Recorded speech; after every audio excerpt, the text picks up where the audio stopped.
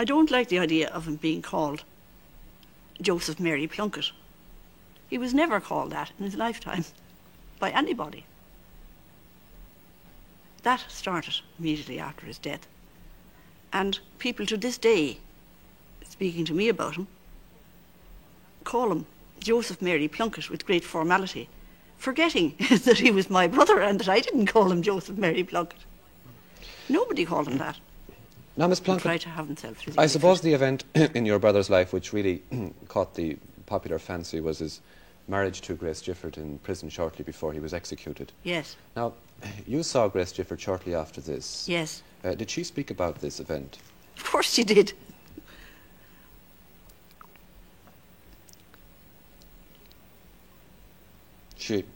What did she say? Was she excited about it? Was she depressed? She was worked up. She said that the first time she went in to see Joe, she was in there twice that night, that he was in great form. And that when she saw him again, he was very depressed. And it was from that second interview that she did the portrait of him that is in the front of his poems. Her gift was caricature, so it was in the style of a caricature, and it was the best likeness she could make of him.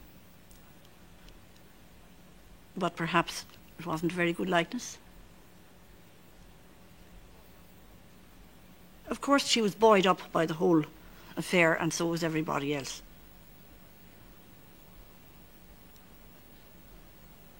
You see, her mother might have thrown her out, and so that was a very good reason to get married then. And she had become a Catholic not so long before, and I was her godmother. And her mother was very keenly against that, very keenly anti-Catholic, and a very strong character. So that was a very strong reason for us to have the right to look after her.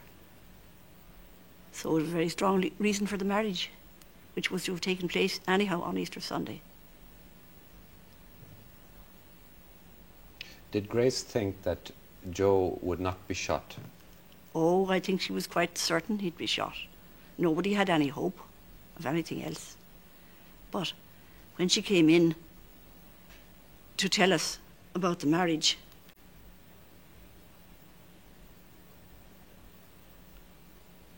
well, of course she knew that he was to be shot. But the next morning, news was put in the paper that he had got 3 years penal servitude. And she said, I can still hope. But we said, oh, Grace, don't hope. There's nothing to hope for. That can't be true. And Jerry wept and said, Joe couldn't go through 3 years penal servitude. Penal servitude was penal servitude then, and very tough. So it was better for him to die. And I don't think we had any real hope that there'd be anything else. We thought we'd all be executed, more or less.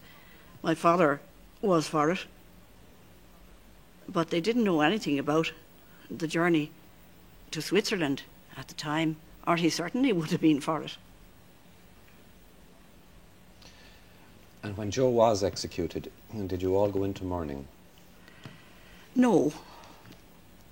And Grace asked me, should she wear black? And I said, well, Grace, Jerry and I are not going to wear black. And so Grace didn't wear black.